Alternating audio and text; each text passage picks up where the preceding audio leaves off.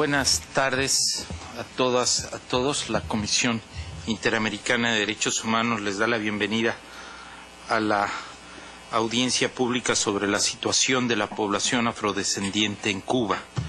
Me acompañan en la mesa el vicepresidente Felipe González y expresidente también de la propia comisión, al igual que la comisionada expresidenta Daina Shelton y la comisionada Rosemary Antoine. La audiencia ha sido solicitada por el Comité de Ciudadanos por la Integración Racial, Empodera Cuba y Afro-Cuban Alliance. Tiene el uso de la palabra la digna representación de las organizaciones peticionarias por un espacio de 30 minutos. Buenas tardes. Mi nombre es Juan Antonio Alvarado. Soy vicepresidente de Afro-Cuban Alliance y editor jefe de la revista Islas, dedicada a temas afrocubanos, y además miembro del Comité Ciudadanos por la Integración Racial. En primer lugar, quisiera agradecer la gentileza que ha tenido la comisión, los señores comisionados, de analizar y evaluar la situación de los afrodescendientes cubanos. Creo que por primera vez en este marco en que estamos reunidos. En particular me dirijo a Su Excelencia José Jesús Orozco, presidente, a los vicepresidentes, Su Excelencia Felipe González y Su Excelencia Daina Shelton, también a Su Excelentísima Señora Rosemary Antoine, la pronuncié bien, yo creo, por este gentil gesto. Yo pienso que tratar el tema de los afrocubanos en 7 minutos es algo difícil, porque son 400 años que se han agudizado en los últimos 50. El tema es altamente complejo. Pero para entender mejor el momento actual en que vamos a tratar, hay que reconocer un hecho básico: el retroceso de los derechos civiles a partir de 1959 afectó principalmente a la comunidad afrodescendiente cubana. Desde entonces se destruyó la plataforma de derechos cívicos que los negros en su enconada lucha habían conquistado antes de 1959. La situación actual ha adquirido matices de escándalo, sobre todo porque los afrodescendientes tienen un doble reto. Primero, lograr organizarse y luchar contra las prácticas discriminatorias y a la vez enfrentar el clima de intolerancia y violencia impuesto por un gobierno que no solo declaró finalizada la discriminación por decreto, sino que se opone a todo intento de abordar el problema de manera independiente por los propios interesados en el problema. Si analizamos los derechos humanos en varias de sus vertientes, derechos fundamentales, derechos económicos, sociales y culturales, observamos lo siguiente. En primer lugar, los derechos o libertades fundamentales. Los afrodescendientes, ya lo dijimos, vieron perderse sus más elementales derechos civiles, a saber, clausura de las asociaciones culturales y de ayuda mutua que habían florecido en Cuba y que de diferentes vías luchaban por la igualdad y contra la discriminación. Imposibilidad legal de crear organizaciones después de 1959 de carácter independiente en medio de las nuevas condiciones. Prohibición de realizar reuniones de intercambio y búsqueda de soluciones. Clausura de sus propios medios de prensa. Negativa a que tuvieran acceso a los medios regionales y nacionales, desde entonces bajo un férreo control del gobierno. Subrepresentación numérica en el ámbito político, como un resultado de la ausencia o debilidad de otras libertades fundamentales. Ante el creciente movimiento antirracista que en medio de estas condiciones se ha generado, el gobierno ha optado por lanzar sus mecanismos represivos sobre las acciones pacíficas de los movimientos independientes, impidiendo por la fuerza la realización de sus actividades, o negando con frecuencia a los activistas la entrada a los espacios oficiales de ventilación intelectual del tema. Todo queda detrás de la puerta. Desde el punto de vista económico, observamos hoy, en medio de las reformas, exclusión de los afrodescendientes del disfrute de las ventajas que ofrecen las empresas que funcionan con divisas, en las que los trabajadores encuentran mejores condiciones de trabajo y un posible acceso a la moneda convertible tan importante en la sociedad cubana de hoy. Sobre representación de los negros y mestizos en labores más remuneradas y peor reconocidas. Vulnerabilidad de los negros y mestizos en todos los sectores laborales ante las medidas que proponen despidos masivos en el sector estatal. Las más recientes reformas anunciadas en los últimos años con el propósito de paliar la crisis, más que favorecer a los afrocubanos, parecen afianzar sus históricas desventajas y exclusiones. Las actividades fundamentales que se expanden y que son las más rentables y remunerativas, como los pequeños restaurantes, los taxis privados, algunos servicios modernos, como la fotografía o trabajos informáticos y computarizados, requieren de activos fijos previos que la mayoría de la población negra no posee. Muy pocos viven en zonas de alta rentabilidad económica, donde la afluencia de personas justifique la relación costo-inversión-ganancia. Sociales, desde el punto de vista social, hay un punto esencial. La falta de viviendas afecta más a la comunidad afrodescendiente del país. Unida a la precariedad laboral, esta ha provocado una estructuración racial de la marginalidad. En su mayoría viven en los barrios marginales o, más bien, marginados. Los valores sociales de la familia y la educación están más precarizados en medio de esas condiciones en que se están reproduciendo en la comunidad afrodescendiente. Menos acceden a la enseñanza secundaria y, por consecuencia, a la enseñanza universitaria y profesional. La violencia y la criminalidad afecta más, daña más a la población afrodescendiente. Hay cálculos de que cerca del 70% de la población carcelaria, son cálculos, no hay datos fijos, es afrodescendiente. El persistente acoso policial y violación de derechos contra negros y orientales, la mayoría negros también. La llamada caracterización policial permite a los agentes del orden detener a un ciudadano en cualquier momento en la vía pública, sin razón alguna.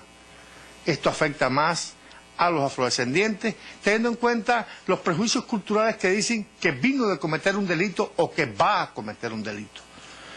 Desde el punto de vista cultural, para terminar por el tiempo, vamos a señalar que, olvidando las importantes contribuciones de los afrodescendientes, la cultura cubana se sigue presentando esencialmente como resultado del legado ibérico y se relega a un amplio caudal de la cultura procedente de África al escalón más bajo del folclore subordinado.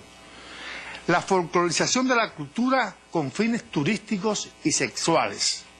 Programas de estudio del aporte de los afrodescendientes a nuestra historia y cultura, así como de su preponderante papel en las luchas por la independencia, donde estos aspectos están totalmente desconocidos.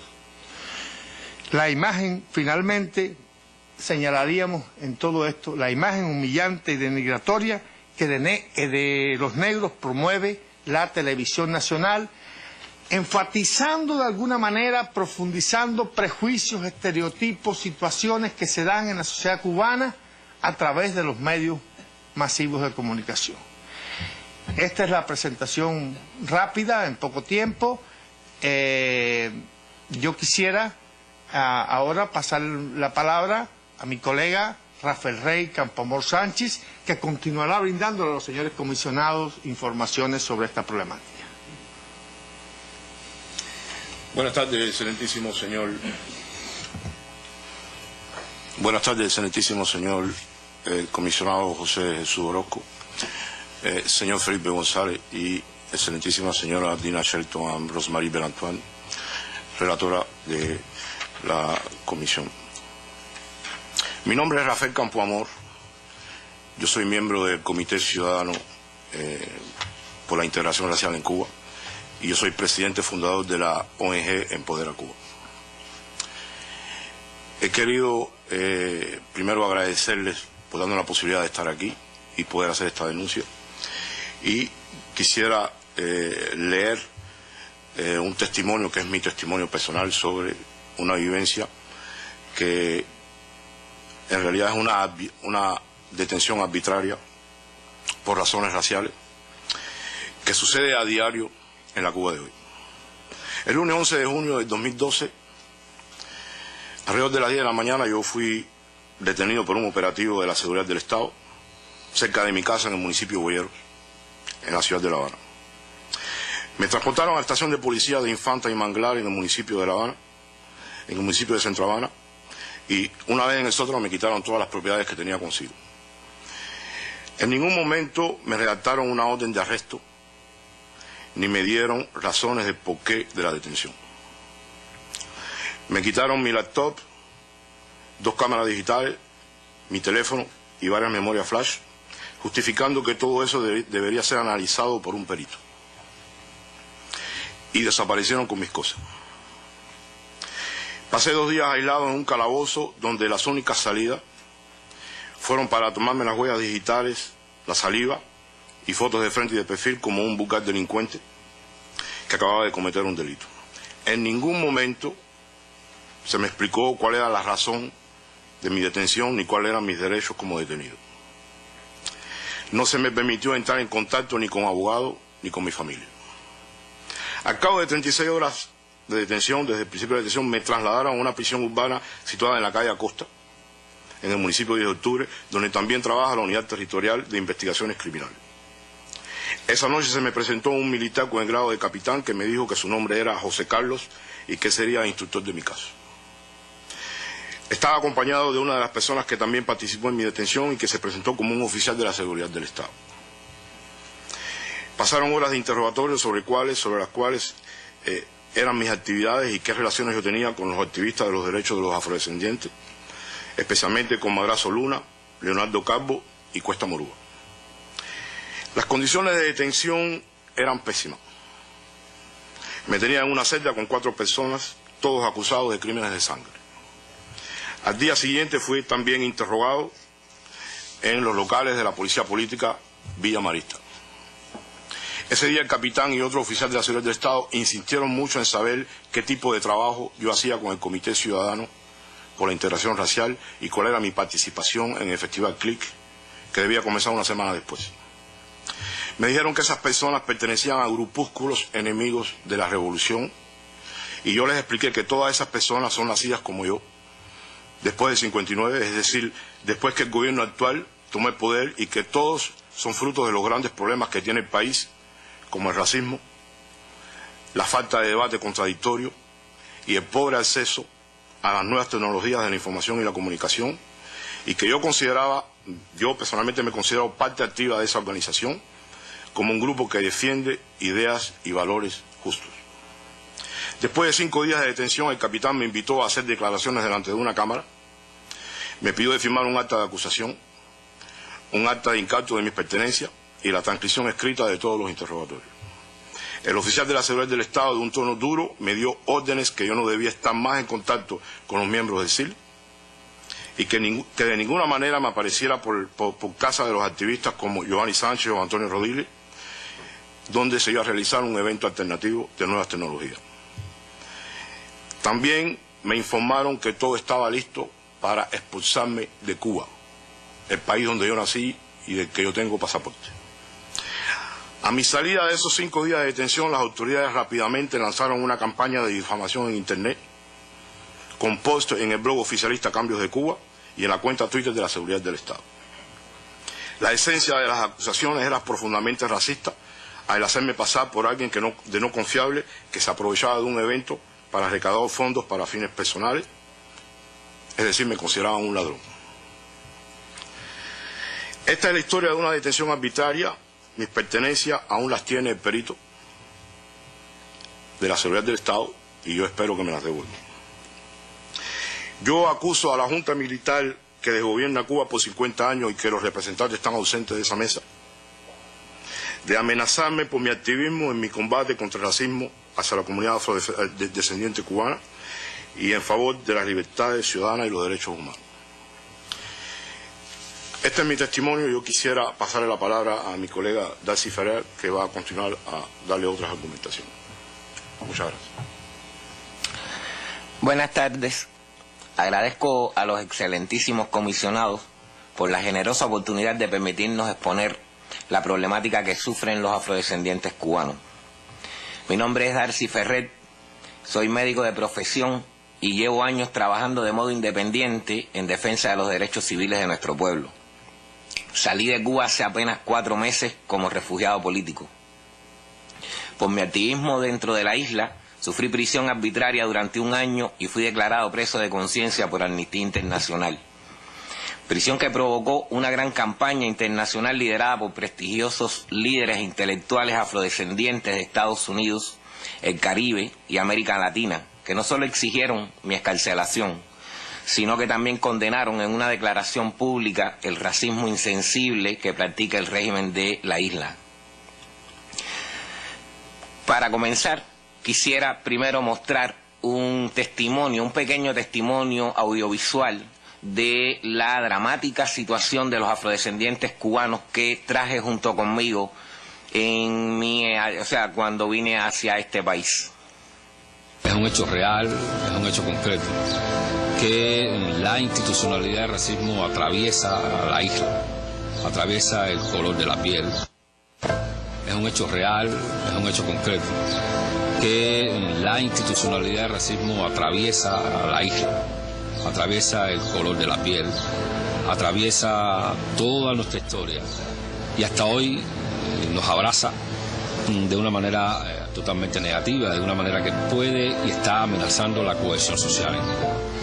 El proyecto de nación cubana por el que se fue en el 68 a la guerra de independencia no es el proyecto de nación cubana que nos integre a todos, digamos que en el mismo nivel de equidad. Por lo tanto, no hemos tenido una verdadera nación porque no ha existido todavía la justicia social y porque aún no disfrutamos de equidad racial. Mi pensamiento es que en Cuba el racismo no es entre nosotros los cubanos, es que nacimos con eso. No es institucional, gracias a Dios, no es institucional. Tu hija puede ir a la escuela igual que la mía, tu mujer siendo blanca, puede ser médico, puede ser... Pero frente a la familia, si mi hija no es blanca, se casa con un negro, ya la gente se pone brava. Sí tenían a la gente por su color, se imagina, se autoimagina. ¿Se cuenta? Y yo sé que la gente está buscando preguntas y a veces no tienen respuestas.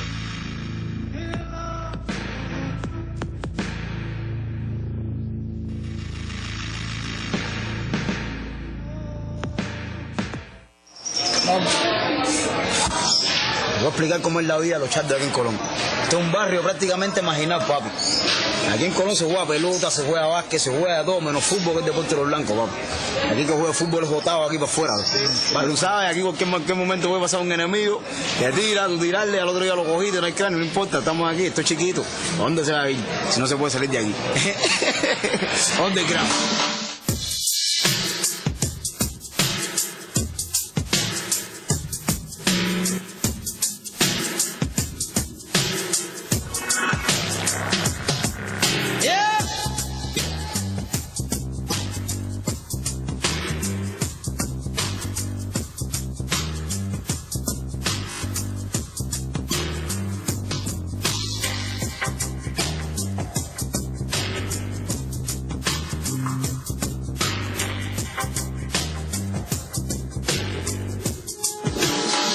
Persona blanca por lo general no entiende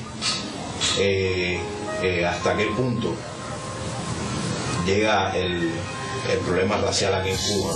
Tras ese discurso del mestizaje cubano se esconde un racismo irónico, hipócrita y unas cuantas cosas más. Y si Chardo es un delito, ¿me entiendes? Si Chardo es un delito. A la policía hay que irle. obviamente viviendo en un lugar donde siempre estamos hablando de que esto es de todo, que es igualdad para todos. Esto empezó a tener un choque, pero realmente empecé a ver de que coño, no puede ser una casualidad, ¿entiendes? Voy bajando por el Prado de la Vía, me piden carnet, voy yendo hasta La Mar, por el puente de La Mar me piden carnet, estoy en La Habana, me piden carnet. Y aún me seguía preguntando que por qué, hasta que empiezo a ver de que simplemente por ser negro aquí en Cuba era molestado más que cualquier otra persona. Sí, he visto muchos policías para arriba de uno, pensando de que si uno es un ladrón, de que si uno es un delincuente. ¿Por qué? Por la marca fatal de que el negro es el malvado, de que el negro es el ladrón, de que el negro es el asesino. Yo estoy en contra de eso. ¿Por qué? Porque no todos los negros somos asesinos, somos delincuentes, somos agraviadores, somos destructores, violadores, nada de eso. Todas esas cosas, cuando cayó en el cuerpo del hombre negro, ha sido a través de otras razas que fueron las que nos esclavizaron y nos inculcaron eso en mente. Y entonces estamos arrastrando eso por años, por siglos y por décadas. Interesante, porque los medios hacen parte de ese discurso dominador y controlador y sometedor del poder, que intentan reproducir mecanismos de reproducción en los que quedamos atrapadas, y vamos a tener mucha necesidad, la estamos teniendo ya, de deconstruir el mito construido por el hombre blanco con la ayuda de la mujer blanca como la prostituta, y que hoy se afianza con la jinetería, sobre todo con el turismo sexual europeo, y básicamente lo reeditamos nuevamente con el turismo sexual español, de la mujer negra como la mujer chusma, procaz, incapaz de acceder al conocimiento, nada deseosa de participar del mundo de la intelectualidad, y sobre todo siempre en condiciones de asumir los peores errores sociales, profesionalmente hablando, como el de doméstica. Está poder, hombres blancos, sus mujeres. Después, siempre, históricamente hemos venido nosotros, los subyugados, los que hemos estado, por supuesto, en la periferia. Y ahí estamos nosotros, las mujeres negras, por supuesto, en un plano social un poco más bajo, porque siempre por encima de nosotras está el patriarcado. El patriarcado blanco, que es otro tipo de patriarcado, y después viene el patriarcado de nuestros propios hombres, que son los hombres negros. Y después estamos nosotros intentando luchar contra todo esto que ya anteriormente mencioné. Hombres negros, hombres blancos y sus mujeres. Es mucho más difícil la lucha. Una lesbiana, por ejemplo, negra, pues la pasa mucho peor que una lesbiana blanca. O sea, creo que todas estas cosas van ligadas de alguna manera y no se pueden separar. Bueno, estamos entrando aquí, esta es la zona Indaya aquí, viste, los Pocitos Marianaos. Aquí estamos, aquí vivimos, aquí nos sentimos bien, viste, somos aquí. Aquí no hay nada, aquí puede ser el que sea, que es por gusto, aquí no hay nada, nada, el hombre aquí no merece nada, aquí el hombre es aplastado, desde arriba por el de abajo. Vamos primero. No tenemos nada, mira dónde vivimos, imagínate. No hay nadie, mira. Brazo con brazo nación, desde que se enciende el sol, y ahí vamos a hacer. Y ahí vamos a hacer. Bueno, para continuar, voy a empezar diciendo que dentro de mi labor cívica en la isla, en diciembre de 2003 fundé el Centro de Salud y Derechos Humanos Juan Bruno Zayas. Esta es una organización independiente de profesionales de la salud dedicada a brindar servicios médicos gratuitos y soporte humanitario en las barriadas marginadas de la periferia de La Habana. Esa experiencia me sirvió para profundizar y constatar de modo directo el drama que acompaña a la población negra y mestiza del país. En estas comunidades predominan las personas no blancas y por regla general se soportan condiciones infrahumanas y de miseria extrema. La calidad y expectativa de vida de esos seres humanos es peor que la del resto de la población, padecen de un elevado índice de alcoholismo, desnutrición, parasitismo, enfermedades psiquiátricas, anemia, suicidios, abortos y embarazos no deseados, entre otras secuelas. Por ejemplo, esa es la situación que padecen miles de familias en el albergue Sexto Congreso, en el municipio de Lawton, en la Villa Miseria Casablanca del municipio de La Habana del Este, en los barrios de La Guinera, en La Palma. En la capital habanera, las autoridades del gobierno reconocen la existencia de más de 120 asentamientos donde hay cientos de miles de cubanos, y todos son considerados por las autoridades como ilegales, o sea, como asentamientos ilegales, y en donde la miseria de sus moradores adquiere características traumáticas. Son miles los niños que allí no tienen ni zapato o juguete. Miles también los ancianos que se acuestan sin comer, los jóvenes que tienen que abandonar sus estudios y optar por la prostitución, por ejemplo, como herramienta de supervivencia, y que no reciben ninguna forma de asistencia por parte del gobierno, el que además entorpece la acción de instituciones de la sociedad civil independiente. También es común observar con preocupante frecuencia cómo la policía utiliza la categorización del color oscuro de la piel como sospecha de delito. La juventud de piel oscura sufre el constante hostigamiento de la policía en plena vía pública y sin razón aparente. También resulta bochornoso e inadmisible que el Código Penal vigente incluya figuras jurídicas como la peligrosidad social predelictiva, por la que los tribunales condenan a privación de libertad a personas inocentes por la sospecha de que en el futuro podrían cometer delitos. Y a nadie resulta asombroso que la mayoría de los sancionados por esa figura legal sean jóvenes afrodescendientes. Transformar esa triste realidad ha sido el principal incentivo para que un grupo de activistas pro derechos civiles, entre los que me cuento, fundáramos el Comité de Integración Racial en el 2008. A las organizaciones de la sociedad civil independiente como el CIR no se les permite el estatus legal por parte de las autoridades cubanas. De igual modo, el gobierno cubano impide nuestro acceso a los medios de comunicación masivos para dirigirnos a la población afrodescendiente y prohíbe que tengamos nuestras propias publicaciones. La respuesta del régimen ha sido la de reprimir nuestras actividades de concientización de las comunidades afrodescendientes y de discusión académica sobre la problemática racial cubana, haciéndonos víctimas de arrestos arbitrarios, encarcelamientos y golpizas en incontables ocasiones, sin mencionar la diaria incertidumbre de vivir bajo frecuentes amenazas y hostigamiento, no solo nosotros, sino también nuestras familias. En junio del 2009 fui arrestado por mi activismo pacífico y encarcelado en la prisión de Valle Grande, a las afueras de La Habana. En la cárcel pude comprobar el abarrotamiento de negros y mestizos que representan una significativa mayoría de la población penal. Más que cárceles, se trata de centros de tortura física y psicológica, donde las condiciones de vida son terribles y caracterizadas por un hacinamiento atroz. La alimentación no satisface las necesidades mínimas para sustentar la salud. No se ofrece tratamiento médico adecuado. Los maltratos y golpizas a manos de las autoridades penitenciarias están a la orden del día. Y muchos reclusos mueren por causas prevenibles e innecesarias.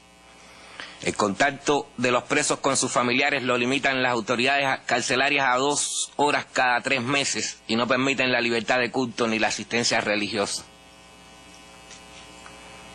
El pueblo de Cuba, y en particular los que a diario tienen que soportar el sufrimiento adicional de ser parte del sector más desafortunado de la sociedad, los afrodescendientes, reclaman ser tomados en cuenta. El color de la piel no puede seguir siendo ignorado junto a la dramática realidad racial de Cuba. La libertad no puede encontrarnos desamparados sin que el mundo vuelva su mirada a la búsqueda de soluciones a nuestra situación. Quisiera agradecer una vez más a sus excelencias por conceder a los activistas afrodescendientes cubanos, muchos de los que no están presentes debido a las serias limitaciones a la libertad de movimiento que impone el gobierno de Cuba a sus ciudadanos, en especial a los que forman parte de la sociedad civil independiente, esta audiencia pública para exponer nuestra realidad. Estamos a su entera disposición de brindarle toda la información adicional que les interese. Y ahora pasamos otra vez a Rafael. Nosotros tenemos un grupo de recomendaciones que quisiéramos decirle a ustedes antes que nos separemos. Señores comisionados, nosotros recomendamos a su excelencia, específicamente a la relatora para asuntos afrodescendientes, que consideren la posibilidad de realizar una visita in situ a Cuba para evaluar la situación de la población afrodescendiente. Nosotros solicitamos a la CIDH que explore mecanismos para hacer más asequibles los instrumentos de denuncia de la CIDH a los activistas afrodescendientes cubanos, dadas las limitaciones que tienen para acceder a los medios de comunicación modernos, como Internet, y la imposibilidad de viajar al exterior. De igual modo, solicitamos a la CIDH que explore mecanismos para hacer llegar a los activistas afrodescendientes cubanos los informes y demás documentos educativos que publica respecto a la situación de los afrodescendientes en los países miembros del sistema interamericano. Recomendamos a la CIDH considere incluir en la exposición sobre Cuba, del capítulo 4 del informe anual de la CIDH, los casos de discriminación racial y las violaciones de los derechos de los afrodescendientes cubanos que denuncien los activistas afrodescendientes. Igualmente recomendamos a la CIDH que considere incluir en los próximos informes sobre la situación de las personas afrodescendientes de las Américas las condiciones de los afrodescendientes cubanos. Solicitamos a la Comisión que le recomienda al Estado cubano que modifique su legislación para que permita la legalización de asociaciones de carácter independiente, incluyendo los afrodescendientes, y que a su vez se les incluya en los debates sobre la problemática racial. Finalmente, solicitamos a la CIDH que recomiende al Estado cubano, que está ausente en esta audiencia, como ustedes lo pueden constatar, que tome todas las medidas necesarias, incluida la recomendada por el Comité para la Eliminación de la Discriminación Racial de las Naciones Unidas, para poner fin a la discriminación racial en Cuba. Una vez más, lamentamos la ausencia de los representantes del Estado cubano en esta audiencia y esperamos que en las próximas audiencias el gobierno cubano tenga a honorar sus responsabilidades y se siente en la mesa a discutir con nosotros y demás representantes de la sociedad civil sobre estas temáticas que nos afectan a todos. Muchas gracias. Agradecemos a los peticionarios su presentación y sus testimonios, a los cuales hemos tomado nota. Le consultaría a mis colegas y el comisionado Felipe González, relator para Cuba, tiene la palabra. Gracias, presidente. Bueno, les quiero agradecer en primer lugar las presentaciones realizadas, que desde luego son muy importantes para la Comisión Interamericana de Derechos Humanos, para seguir lo más de cerca posible la situación de los derechos en Cuba y en particular de las personas afrodescendientes. En este sentido, claro, para la Comisión representa una limitación el no poder hacer visitas al país. La Comisión no puede realizar visitas a los estados de la OEA sin la anuencia de estos, de manera que no es una decisión que dependa solamente de la CIDH el poder hacer esas visitas. Ahora, quería referirme y preguntarles un poco más en relación con lo que planteaban ustedes sobre la libertad de asociación de los afrodescendientes en Cuba. Si entiendo bien de lo que se exponía en las exposiciones, básicamente sería un funcionamiento de hecho que tienen ustedes sin un reconocimiento legal de ninguna clase. Quisiera conocer en mayor detalle en qué medida pueden o no desarrollar sus labores, si hay algunos grupos que han podido seguir continuando su trabajo a lo largo de los años, si se ha visto interrumpido, si la situación de detención, como la que señalaba el señor Ferrer, es común entre los líderes de estas organizaciones, etcétera. Si nos pueden dar un cuadro más completo en relación con la libertad de asociación. Y lo otro, en relación con la cuestión de los asentamientos ilegales a los que ustedes hacían referencia, que también nos pudieran dar mayor información al respecto. ¿Desde cuándo existen estos asentamientos? ¿En qué porcentaje, si tienen esa información, corresponde a población afrodescendientes y cómo es la vida cotidiana allí en términos de cómo hay abastecimiento o no de servicios básicos en ese sentido. Y también quisiera preguntarles, primero vamos a hacer todas las preguntas y después les damos la palabra. Y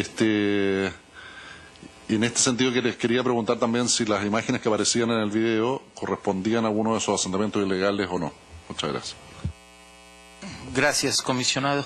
Tiene la palabra la comisionada Rosemary Antoine y relatora para la población afrodescendiente. Thank you. I first wanted to say how appreciative I am that we are able to have this hearing, and I know many persons fought very hard to have it, so I really am. It's just very significant. And I want to also say on behalf of the rapporteurship, and I have with me my legal officer, Hilaire Sobers, to say that we can, some of the issues that you raised, we can commit now to try to make it a little easier for you. For example, you mentioned about receiving reports. And we can undertake, we can ensure that you do receive more of our documentation and so on. That is something we can do now. And just to say also that it is possible to communicate with us via internet. I think I heard a question about whether complaints and so on. The members of the Secretariat can give you more information, but it is possible also to use that mechanism right now. So in terms of those housekeeping matters, I just wanted to say that up front. Unfortunately, many of the issues that you raised, speaking as a rapporteur, they are very familiar in the region, but of course there's an added dimension in Cuba where you have other human rights issues being involved. So we have become accustomed to hearing some of the issues, but in terms of Cuba, it's exacerbated because of the particular right situation you find yourself in. I also wanted to get some more information about freedom of association, but although I get a sense already that you've already given us the answer, that it's very difficult to associate and to discuss those issues. But I also wanted to ask about statistics from 2 points of view. One, I wanted to ask, because I heard talk about mixing of blood. I wasn't too sure I understood that, if it meant that when a person is registered as a citizen in Cuba, how is race classified in terms of this mixing of blood? Because we have found in our work in rapporteurship that can give us an indication further down in relation to statistics as to what is actually happening with persons, Afro-descendants in a particular country. So if they're classified in a different way, then it makes it more difficult to identify issues. So I wanted to get clarification on that. And also in terms of statistics, if there are statistics available in relation to opportunities. Clearly, we heard a lot about indirect discrimination, we live in particular areas and so on, and poverty is higher, marginalization and so on. But do we have, or can we get statistics to demonstrate, for instance, where the schools are placed, what kinds of educational opportunities, employment, more so educational opportunities, and even from that level? Because, of course, Cuba is a communist country, so they're supposedly free, these things. So where are schools placed, where, what are those, that kind of hardcore statistics, if they're available, and we can have them, that would be of great use to us, and certainly for our next report, we'd want to include some of them. But just to say to you that I really am appreciative that the channels of communication are open. Gracias, comisionada. En adición a las preguntas o solicitudes de información que han formulado mis colegas, yo también agradecería si nos pudieran brindar a la comisión mayor información acerca de si han identificado grupos dentro de la población afrodescendiente en los cuales exista un impacto mayor y diferenciado la violencia, tales como respecto de mujeres o defensoras y defensores de derechos humanos. En fin, cualquier información sobre el particular también sería relevante. Es claro que podrían hacerlo ahora o con posterioridad, que hicieran llegar por escrito información a esta Comisión Interamericana. Yo por lo pronto les cedería nuevamente el uso de la palabra a los peticionarios por un espacio de 7 minutos. Yo pienso que debemos organizarnos para que los panelistas puedan informar. Comienza Rafael y después continúa Darcy. Sí, yo, para responder al comisionado Felipe González, que hablaba de cuál es el cuadro completo con relación a la libertad de asociación. Hablar de libertad de asociación en Cuba es un eufemismo. En Cuba no hay libertad de asociación. Todas las asociaciones que existen en Cuba están organizadas por el gobierno cubano y por el Partido Comunista. Y después por otras organizaciones que tiene el gobierno, como las mujeres se organizan en la Federación de Mujeres Cubanas, que pertenece al gobierno. Y en cada cuadra hay un comité de defensa de la revolución que también tiene su organización, que organiza el gobierno. A partir del momento que usted no hace parte de esa organización y que usted quiere crear una organización fuera de esos marcos, usted está haciendo una actividad ilegal. Y como es una actividad ilegal, ellos utilizan todos los medios represivos para evitar que usted se organice. Y lo que está pasando hoy en día es que, a pesar de eso, la sociedad civil cubana trata de organizarse. El pueblo cubano trata de organizar una naciente sociedad civil y está en una lucha constante y diaria contra la represión. Quiere decir que todo lo que hacemos nosotros es considerado en Cuba ilegal y criminal, porque supuestamente nosotros no somos capaces de organizarnos solos sin la ayuda exterior o sin la intervención de una mano extranjera, y todo el que se organice fuera de ese marco es para ellos necesariamente alguien que está organizado por intereses ajenos. Es decir, nosotros no somos capaces de organizarnos nosotros mismos según el gobierno cubano. Y usted va a ver rápidamente que mañana en la prensa lo primero que van a decir es: esa gente que estaba ahí no son gente que representa al gobierno al pueblo cubano, son gente que son manipulados por el extranjero. Cuando en realidad lo que está pasando en Cuba es que hay una nueva sociedad civil que está naciendo y que quiere organizarse, y que ellos, la única opción que tienen es la represión. Quiere decir, nosotros tratamos de hacer una reunión hoy y ellos organizan lo que se llama un operativo o un acto de repudio para evitar que la reunión se haga, o son tolerantes para que la reunión se haga y después tratan de crear amenazas o crear hacer cosas que puedan intimidar a la gente y evitar que la gente se reúna de nuevo.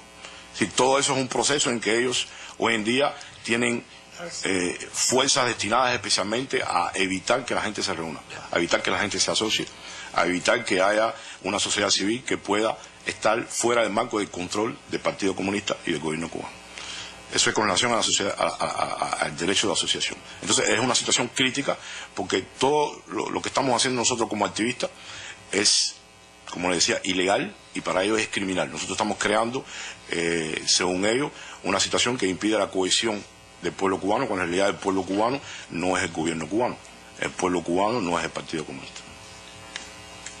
Bueno, para ilustrar un poco mejor lo de la situación del derecho de asociación de los cubanos, hay muchas organizaciones dentro de la sociedad civil de diversa tendencia, con diversas propuestas. Ninguno ha sido autorizado por el gobierno a lo largo de todos estos años. Un caso muy específico es el de la Asociación Jurídica Cubana. Son abogados que cuentan con todo el respaldo profesional, con todos los títulos de su profesión, que se han organizado en esta asociación. Creo que son más de una decena de abogados, radican, la sede está en La Habana, y se acogieron a los pasos de la ley de asociaciones, creo que es la ley 54. Tramitaron todo legalmente y el gobierno nunca les ha respondido, nunca los ha autorizado. Ellos impugnaron al gobierno en el Tribunal Provincial, llegaron a la Corte Suprema y la respuesta siempre ha sido la negativa, ignorarlos, y esto ocurre con un grupo de abogados. O sea, con el resto, pues imagínense que es mucho peor. La realidad es que no reconocen el derecho de los cubanos a asociarse libremente y poder participar de la vida social, económica o política del país. Con respecto a los asentamientos que las autoridades consideran ilegales. Han ido proliferando muchísimo a lo largo de estos últimos años. En la medida que cayó el muro de Berlín, la situación en Cuba pues es una crisis creciente, y esto ha deteriorado mucho la vida del pueblo cubano, las posibilidades de sobrevivencia. También es una sociedad que está bajo el influjo del terror y la represión como mecanismo de sostenimiento del poder por parte del gobierno cubano. Y hay crecientes asentamientos de este tipo donde son personas con mucha miseria, generalmente personas de la raza negra, o sea, afrodescendientes. Yo viví durante 3 años en uno de estos lugares. Mi hijo nació en el albergue Sexto Congreso en Lawton, por eso es que tengo la experiencia vivida. En estos lugares las enfermedades infectocontagiosas son presentes en una alta incidencia sin comparación con el resto de la población. En ese lugar en específico vivían más de 2.500 personas. Solo habían unas pocas familias de blanco, el resto eran personas negras. Tiende a haber una presencia mayoritaria de niños, jóvenes y mujeres principalmente. Las condiciones son extremadamente infrahumanas, sin higiene de ningún tipo, sin ningún tipo de asistencia ni gubernamental. Y lo peor, con respecto al cuadro del resto de Latinoamérica, es que el gobierno impide la presencia en estos lugares de organizaciones independientes, digamos de la Iglesia, dando apoyo vital a estas personas, o de grupos de la sociedad civil, también son combatidos. Nosotros íbamos con ayuda elemental a este tipo de lugares y terminábamos muchas veces en los calabozos de la estación de policía, porque la seguridad del Estado simplemente impedía este tipo de labor, donde además es elevado el número de suicidios, de personas que tienen que terminar en las prisiones porque son marginados, son excluidos, no son aceptados ni se les facilita la posibilidad de reinsertarse en medio de la sociedad. Es bastante violento, bastante traumática la vida en estos lugares, y solo en La Habana habían 120 comunidades de este tipo, cada una de más de 2.000 personas, reconocido incluso por el Comité Central. O sea, estos son datos que ellos manejaban de manera pública, y eso ha ido creciendo a lo largo y ancho del país. Bueno, creo que mis colegas han debatido 2 preguntas importantes muy bien. Hay una pregunta del presidente de la comisión con relación, a la anterior, a la señora Antoine, sobre las estadísticas. En Cuba no hay estadísticas, no existen estadísticas. El gobierno tiene un control absoluto de las estadísticas y ellos saben lo que van a publicar. Con relación a la población, a las clasificaciones conocidas, el censo clasifica en 3 categorías: blanco, negro y mestizo. Y porque hay hay grupos que no llegan a un 1% de españoles, asiáticos, etcétera, no llega. Entonces, ese censo tiene unos sesgos extraordinarios, sesgos que han tenido siempre los censos de Cuba, pero el gobierno cubano no se ha interesado por saber. Por ejemplo, el censo actual da alrededor de un 25% de negros y mestizos, de un 35% de negros y mestizos, y un 65% de blancos. Todo el que va a Cuba, que visita las ciudades, que visita los pueblos, sabe exactamente que esas cifras no reflejan la realidad. Pero al gobierno no le interesa constatar realmente cuáles son los porcientos reales. Ellos tienen otros datos, que son el carnet de identidad, la identificación de los cubanos, que ahí sí la ponen ellos mismos. Y esos datos ellos los podrían hacer, pero no les interesa. No hay cifras estadísticas sobre nada de eso. Solamente son aproximaciones de estudiosos, de profesionales. Con relación al mundo laboral, al mundo educacional, no hay estadísticas. El gobierno ha metido en un solo saco a los cubanos. Eso está muy bien preparado, porque así desconocen exactamente la situación particular y específica de los afrodescendientes, que aunque comparten las mismas tragedias de la población blanca, ellos tienen sus particularidades, su historia, que los pone en una situación mucho más difícil. No hay estadísticas, usted no puede encontrar en un centro de trabajo cuántos trabajadores negros, blancos o mestizos trabajan en el sector de la construcción o en la limpieza de calles o en los hoteles, que trabajan con divisa, y es lo que los obreros obtienen una mejor situación. Eso incluso, mi colega Darcy hablaba de los barrios, eso también lo vemos en los barrios, es muy difícil. Hay que hacerlo por apreciación hasta donde el gobierno nos deja entrar. O sea, no hay estadísticas que le podamos ofrecer, solamente son aproximaciones que yo pienso que en las futuras entregas que le vamos a seguir haciendo, porque nuestro compromiso es seguirle haciendo entregas. A partir de hoy, la Comisión nos ha abierto sus puertas y nosotros vamos a seguir haciendo entregas. Saldrán análisis, valoraciones de los afrodescendientes, de los especialistas, de la gente que está sufriendo sobre estas situaciones con valoraciones.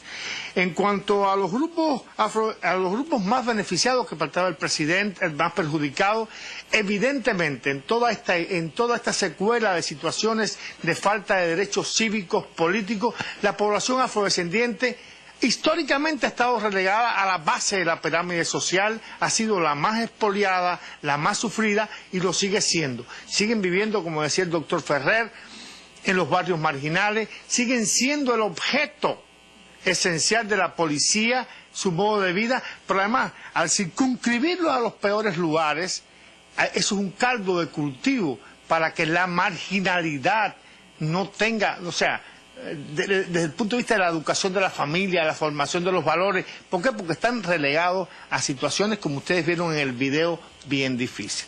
Esa es la situación general que nosotros podemos decirles. Si hay alguna pregunta más. Gracias nuevamente a los peticionarios por la información que nos han proporcionado, y también estaremos atentos a cualquier información complementaria que se sirvan a aportar a la Comisión Interamericana sobre la situación de la población afrodescendiente en Cuba, que seguirá siendo un tema que monitoreará la propia Comisión a través de sus diversas relatorías. Muchas gracias.